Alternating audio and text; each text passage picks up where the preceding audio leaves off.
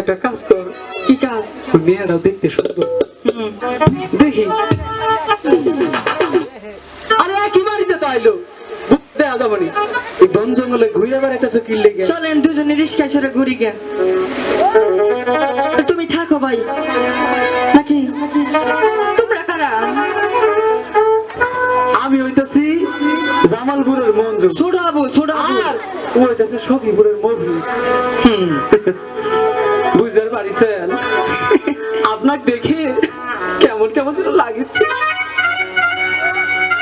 না ভাই, হ্যাঁ তাহলে মনের কথাটা কও না কে? বলবো? ঠিক আছে, তাহলে শোনো, আজকে মনের কথা সব খুলে বলবো। তাই হইব।